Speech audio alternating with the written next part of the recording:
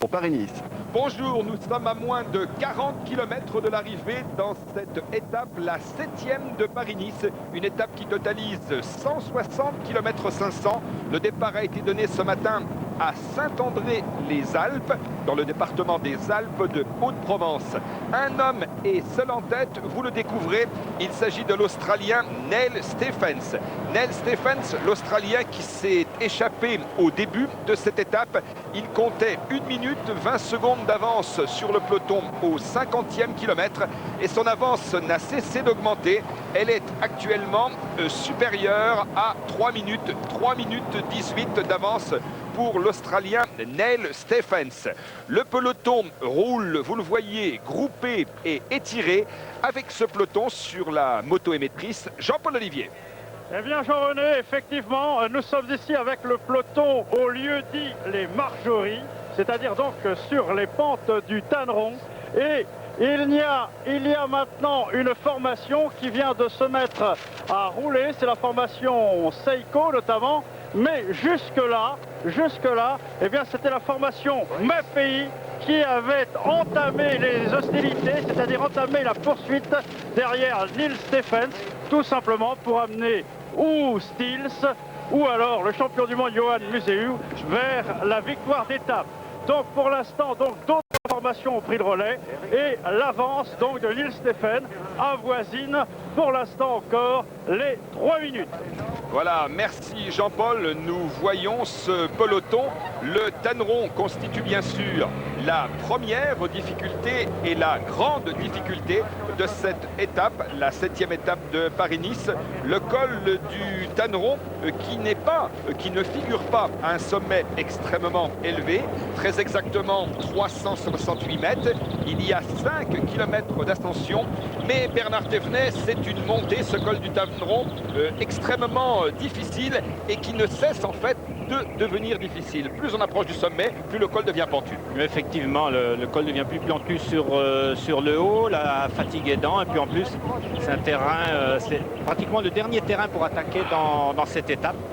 Donc c'est un terrain très favorable pour les attaques, en tout cas très incitatif pour les attaques. Neil Stephens, que vous voyez en pleine action, vous le connaissez bien, Neil Stephens avec ses longs cheveux blonds. Neil Stephens qui est né en 1963, le 1er octobre, à Canberra. Il aura donc 34 ans au mois d'octobre prochain. Et vous les découvrez là, bien évidemment, avec son nouveau maillot, car ce fut l'un des transferts surprises de l'hiver. Neil Stephens a quitté en effet la formation Once de Laurent Jalabert et Alex Zoule. Et Neil Stephens a signé donc avec Bruno Roussel chez Festina. Neil Stephens, Bernard Thévenet, c'est d'abord et avant tout un équipier extraordinaire. C'est presque que le modèle de l'équipier que l'on doit citer. Ouais, c'est vraiment un très très bon équipier. Ici, on peut penser qu'il joue aussi le rôle d'équipier en se projetant en l'avant. Il faut dire que cette équipe Festina a fait beaucoup de travail tout au long de ce Paris-Nice. Elle a beaucoup animé ce Paris-Nice. Et ici, Neil Stephens n'a pas hésité à partir d'assez loin, à faire un gros effort sous le soleil, sous la chaleur, parce qu'ici, il fait quand même assez chaud, surtout dans le col du Tanneron. Et là, il va essayer de maintenir son avance le plus longtemps possible pour obliger l'équipe de Laurent Jalabert à travailler derrière lui. Cela dit, il faut préciser, Bernard Thévenet, que Neil Stephens n'est pas dangereux en classement général, puisqu'il figure très exactement à la 53e place, à 15 minutes 56. Donc même avec actuellement un peu plus de 3 minutes d'avance, on peut dire que Laurent Jalabert est à l'abri et tranquille. À l'extrême limite, d'ailleurs, le fait que ce soit un garçon qui soit à plus de 15 minutes au classement général qui s'échappe, c'est pratiquement la meilleure solution pour Jalabert. C'est une bonne solution, mais ça peut être aussi un petit peu agaçant parce que Neil Stephens peut faire des émules. Il y a d'autres coureurs qui peuvent peut-être tenter de revenir seuls sur lui. Et parmi ces coureurs, ça peut provoquer la bagarre dans le peloton. S'il y a des coureurs qui sont un peu plus près au classement général et déstabiliser un petit peu la défense des Once. Mais on a vu jusqu'à présent que l'équipe Once était très très difficile à prendre en défaut. Et jusque-là, elle a toujours bien réussi à mener la course comme elle l'entendait.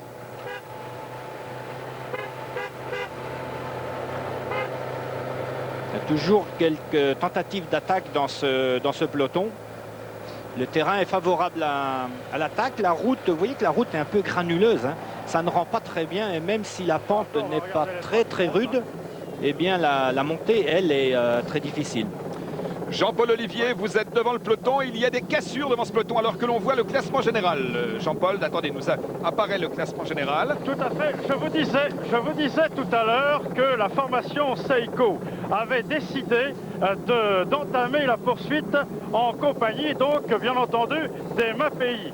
Eh bien, effectivement, nous avons maintenant Massimiliano Lelli qui est sorti du peloton. Il est sorti du peloton, bien entendu, en compagnie des MAPI. Il y a là Bomans. On s'avance encore un petit peu. Il y a là... Avancez encore. Il me semble que ce soit Peters qui soit en sa compagnie. Avance. Oui, c'est Peters. C'est Peters qui est en sa compagnie. Donc, voilà les trois hommes donc, qui sont maintenant avec environ une centaine de mètres sur le peloton. Voilà, merci Jean-Paul. Des cassures donc en tête de ce peloton. Et toujours un homme seul en tête, Neil Stephens, l'Australien. Neil Stephens avance. Que l'on a découvert très exactement il y a 10 ans. C'était en 1987. Et en Australie, il avait battu le record de l'heure sur piste. Et l'information, à l'époque, parvint en Europe et éveilla l'attention, la curiosité des directeurs sportifs. Et c'est en fait une des raisons de la venue de Neil Stephens en Europe. Depuis, Neil Stephens, on vous l'a dit, a appartenu à l'équipe Santini, à l'équipe Zero, à l'équipe Cara Rural, à Paternina, à Artiac. Et puis de 92 à 96 à la formation Once, avant de signer donc cette année dans l'équipe Festina. C'est vrai qu'au début de sa carrière, il était assez nomade, hein, disons. Il changeait souvent d'équipe, mais après, lorsqu'il a trouvé sa place chez Once, il est resté un bon moment. Et c'est vraiment un très grand équipier. Alors que nous découvrons ici la contre-attaque avec Lelli, Peters et Bomans. Un écart pour Coronet.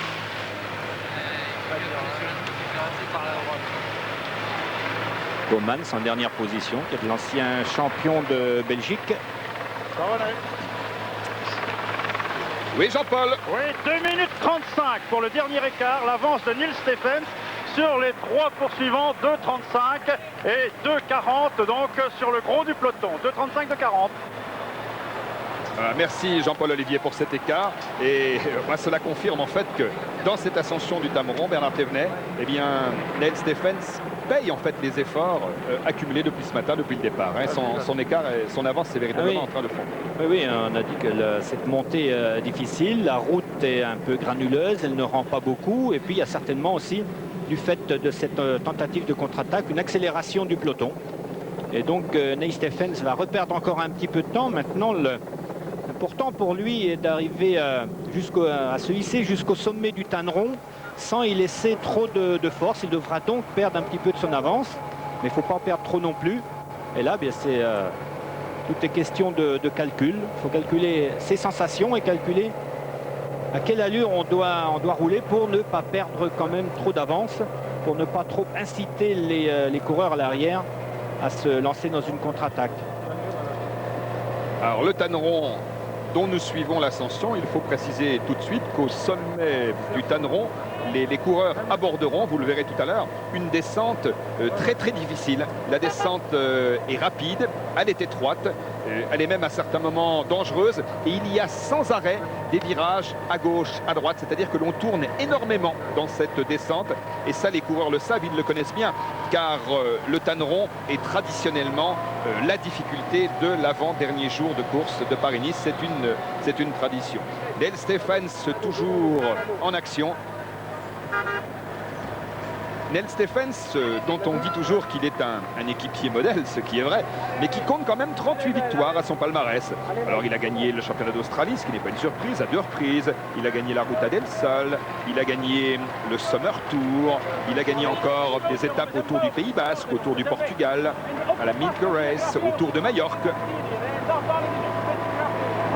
En fait, on peut dire qu'à chaque fois que les leaders de Stephens étaient soit assurés de gagner, soit hors course, il avait carte blanche, il pouvait tenter sa chance. C'est un peu ça, Bernard. Oui, c'est là où on voit vraiment un équipier de très grande classe. C'est qu'il est toujours là, il est toujours prêt, et dès qu'il est toujours prêt à pallier une défaillance de ses leaders. Et puis, il a déjà gagné des courses en étant le coéquipier, parce qu'il a su s'inscrire dans des échappées, et comme il n'avait pas travaillé, là, on a profité sur la fin. Jean-Paul Olivier sur la moto. 2 minutes et 10 secondes pour Neil Stephens qui est passé au sommet. 2 minutes 10 sur le peloton. 2-10. Dernier écart. Alors que dans le peloton, eh bien, Chanteur s'est présenté dans les premières positions et Laurent Jalabert en 3e position, bien entendu, flanqué de Laurent Dufaux. Autrement dit, les premiers du classement général n'hésitent pas à se marquer dans ce tanneron. Le peloton, l'avant-garde du peloton qui est en train d'en terminer avec l'ascension du tanneron. Neil Stephens vient de passer au sommet. Et son avance est maintenant tout juste supérieure aux 2 minutes. 2 minutes 10 très exactement. Ce sera difficile hein, quand je regarde le profil de l'étape. Le sommet du tanneron est situé très exactement à 32 km de l'arrivée. Et il faut préciser que le tanneron se trouve encore dans le département du Var et que c'est au bas de la descente que l'on entre dans le département des Alpes-Maritimes où se trouve la ville d'Antibes, où sera jugée tout à l'heure l'arrivée. On traverse ici le village de Tanneron. Très très joli village. Beaucoup de mimosas en fleurs. Ah oui, surtout à cette époque. Il fait beau. Il fait beau. Il faut prendre un peu d'avance parce que... Voilà le sommet. Voilà, il était en fait entré dans le village et il passe à l'instant symboliquement sous la banderole du trophée du meilleur grimpeur. Voilà, Neil Stephens en a terminé avec l'ascension. De nouveau des accélérations en tête du peloton.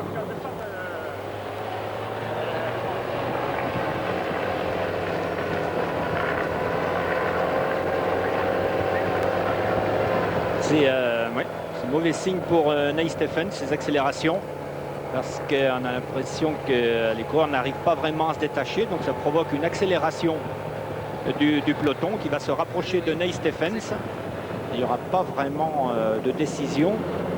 Et Neil Stephens, vous avez dit tout à l'heure, Jean-René, que la descente est assez difficile. Eh bien, c'est tant mieux pour Neil Stephens, puisque vous savez que dans une descente très technique, un coureur est moins désavantagé par rapport à un peloton que dans une descente facile avec des routes très larges. Je crois qu'ici, la descente est assez facile au début.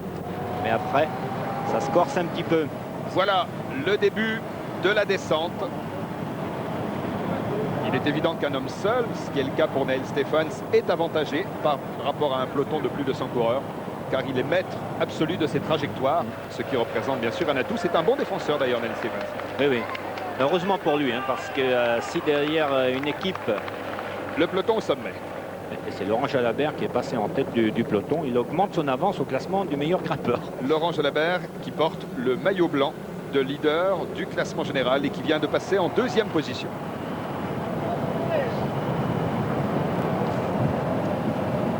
Et juste derrière lui, il y avait Laurent Dufaux. Classement du meilleur grimpeur pour l'instant. Laurent Jalabert il avait déjà 28 points d'avance hier soir au terme de l'étape de Sisteron. Donc il n'a fait effectivement que conforter cette position. Le deuxième était Chanteur. Il risque plus rien maintenant. Ouais. Alors on revient sur Stephens. Oui, la descente est difficile, mais Stephens est obligé de pédaler. Il ne va pas pouvoir récupérer complètement. Et il va peut-être pouvoir compenser un peu dans la descente, au moins éviter. Il prend des risques ici. Hein.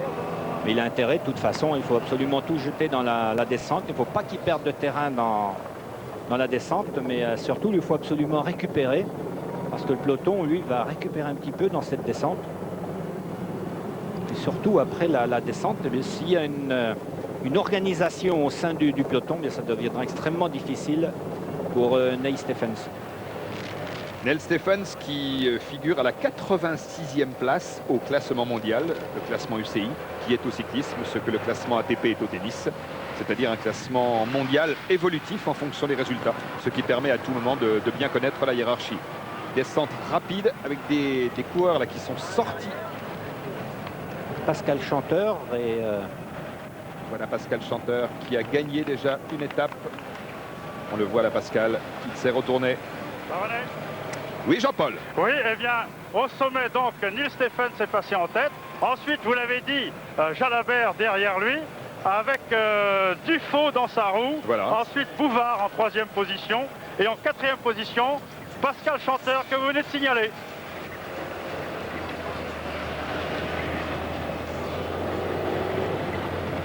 il y a Gilles Bouvard aussi qui est échappé là dans cette descente. Ils ont 6-7 secondes d'avance sur le peloton. Gilles Bouvard qui effectue un bon Paris-Nice. Ah. Difficile le virage là. Oui, il y a un petit raté là. Mais les coureurs s'en sont bien sortis. La descente est un peu piégeuse. Il y a des virages qui se referment et qu'on ne voit pas toujours très bien. Et la plupart des coureurs connaissent quand même bien cette route, mais il en existe certainement quelques-uns qui ne la connaissent pas vraiment par cœur. Alors il faut préciser que depuis dimanche dernier, Laurent Jalabert a donc gagné la première étape. C'était un contre-la-montre de 7 km 100 disputé entre Neuilly-sur-Seine et Paris.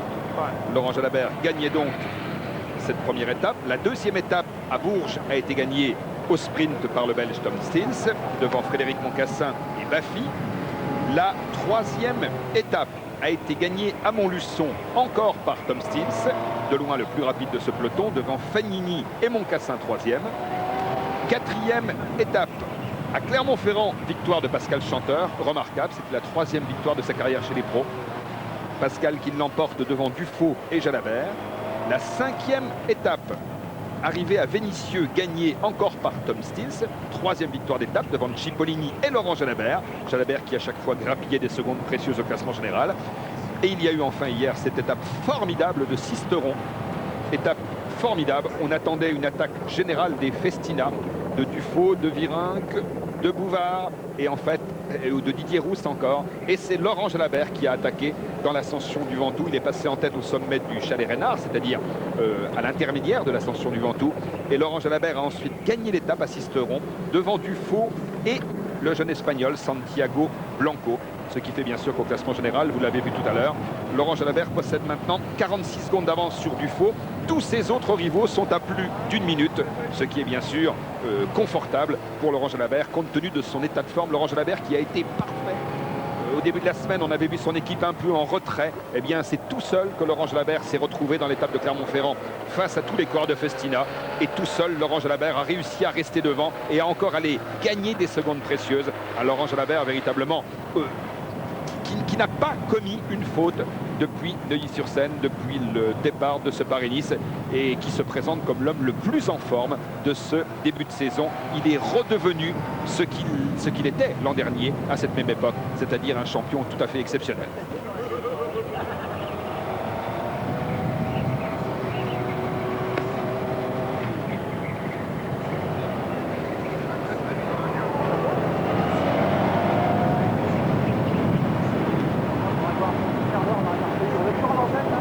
Nous retrouvons la descente du Tanneron avec Neil Stephens qui est passé seul en tête au sommet du Tanneron avec 2 minutes dites d'avance et qui a basculé donc seul dans cette descente, une descente qu'il négocie actuellement. Jean-Paul Olivier va nous confirmer sur la moto, ils descendent très vite. Ils descendent très vite puisque l'écart se réduit maintenant. Il n'est plus que de 1 minute 10 secondes. 1:10, dernier pointage. Oui, on a vu il y a quelques instants Pascal Chanteur qui emmenait le groupe de contre-attaque. Cela va véritablement très vite. Regardez le ralenti. Pascal Chanteur. Et l'écart. Ouh là là, il y a eu un écart terrible. Chute de Chanteur, chute de Pascal. Pascal est tombé. Ah.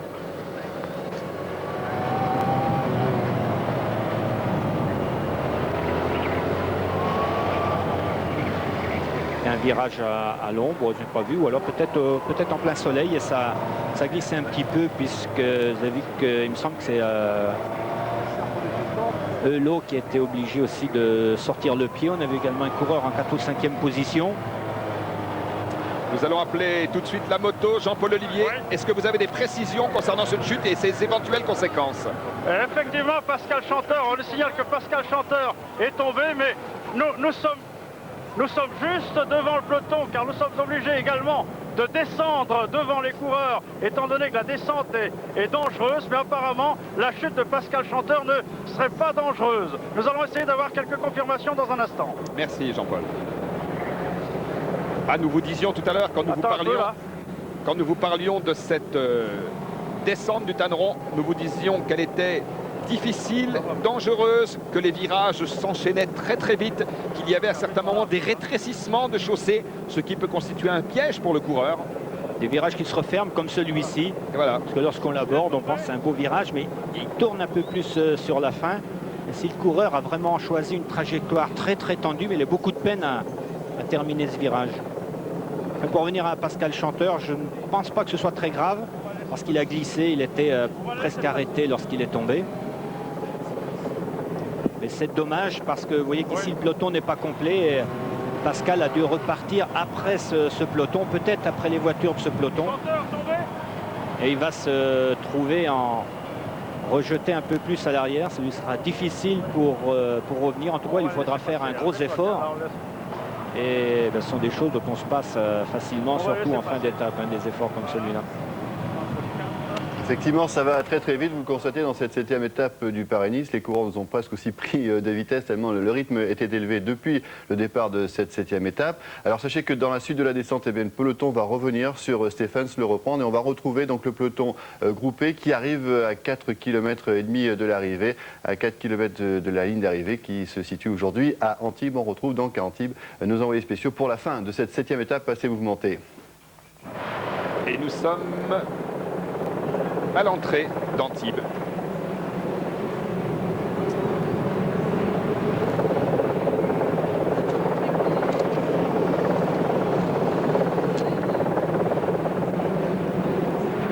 Toujours cette allure extrêmement rapide. Il roule à combien là, Bernard? Plus de 50 hein. Oui, là je pense qu'il roule à plus de 50. Vous savez qu'il faut faire très attention parce qu'il est difficile d'estimer la vitesse d'un cycliste comme cela sur l'écran. Parce que s'il met un petit développement, il va beaucoup tourner les jambes, on a l'impression qu'il va très vite. Et là, on voit que les coureurs ne tournent pas les jambes vraiment pour aller encore plus vite. Hein. Mais je présume qu'ils ont des très très grands braquets. Ils doivent être sur le 13 dents, peut-être même le 12, et là, ils avancent à plus de 50 à l'heure. Nous sommes dans Antibes. Comme le rappelait fort judicieusement Ludovic Rapin, qui connaît bien les lieux, un familier de la Côte d'Azur et d'Antibes.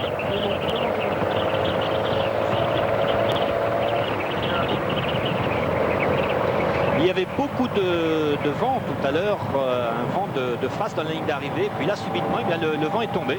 Donc il y aura un sprint, je pensais, assez régulier, tout au moins qui pourra partir d'assez loin. Les coureurs pourront prendre leur responsabilité d'assez loin. C'est Lely qui s'est de nouveau placé en première position. Vous voyez que le peloton est très étiré. L'an dernier ici à Antibes, c'est Bruno Boscardin qui l'avait emporté. Boscardin ou Boscardine. Ah, bien, maintenant c'est Boscardin. Voilà, parce qu'il est suisse. Il avait la double nationalité, italo-suisse, et il a choisi depuis 8 ou 9 jours de prendre définitivement la nationalité suisse.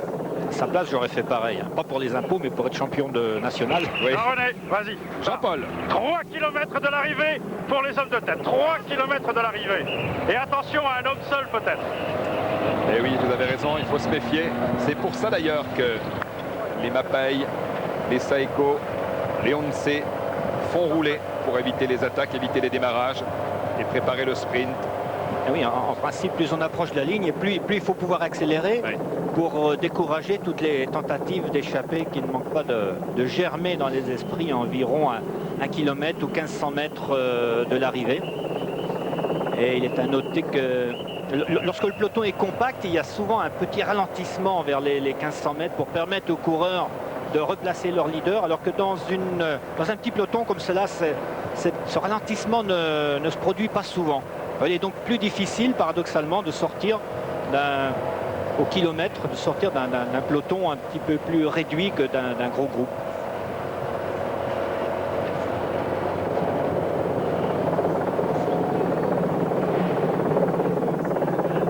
images d'hélicoptère.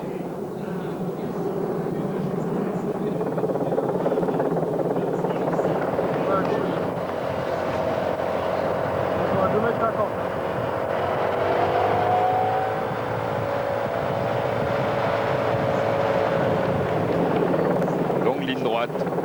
Toujours un peloton réduit. Hein. Peloton très étiré. Il y avait 117 coureurs au départ de l'étape ce matin. Dans ce groupe-là, il y en a... Trentaine à peu près. Ça comptait tout à l'heure, ça fait une grosse échappée, quoi. Oui, et ça fait... Attention, c'est déjà parti. Voici les attaques dont nous vous parlions, qui pouvaient survenir dans les 2 derniers kilomètres.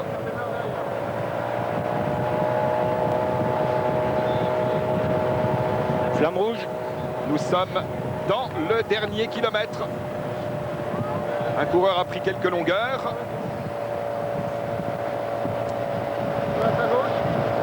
Là, ça va vraiment très vite. Très vite, hein. Difficile, ce sera difficile pour ce coureur. Mais dans le dernier kilomètre, tout peut arriver. Ah non, il se retourne. Là, il commence à être fatigué. Ça, il va être passé. Musseux en 4e position. Oui, on voit Yoann Museeuw avec son maillot de champion du monde. C'est l'équipe Mapei qui emmène le sprint. Museeuw est actuellement 4e, vous le voyez. Et il se dégage. Voilà. Yoann Museeuw qui fait l'effort. Yoann Museeuw qui fait l'effort au plein centre de la chaussée. Sprint extrêmement serré, mais il est battu. Yoann Museeuw battu, et c'est Adriano Baffi. Baffi qui donne à l'US Postal une belle victoire d'étape.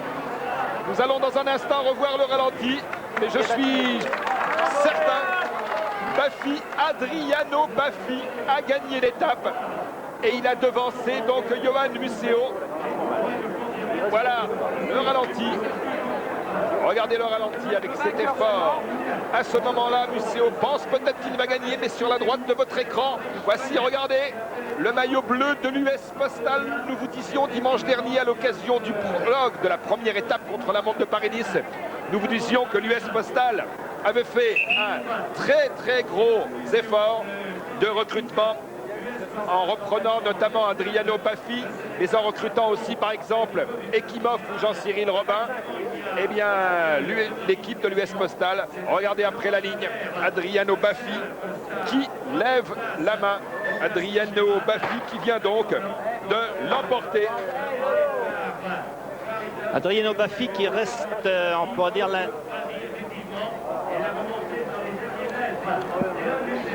reste l'un des derniers vrais sprinters, c'est-à-dire qu'il est capable de venir passer un coureur dans les 50 derniers mètres, ce qui est maintenant de plus en plus rare avec les grands braquets.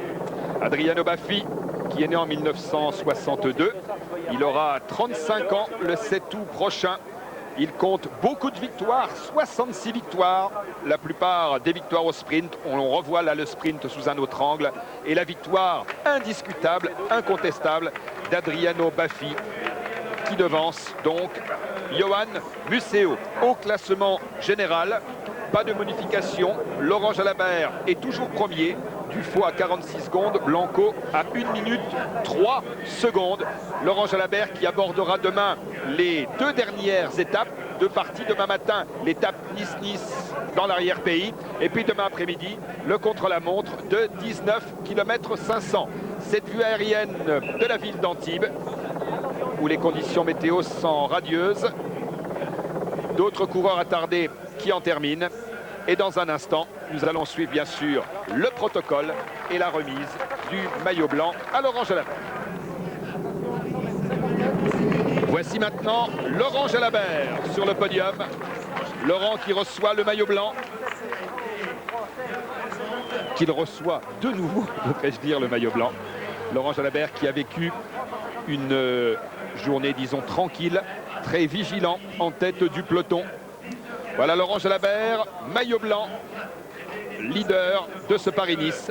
Demain matin, une étape en ligne Nice-Nice. Demain après-midi, nous serons en direct sur France 3 pour le contre-la-montre, 19 km 500 entre Antibes et Nice.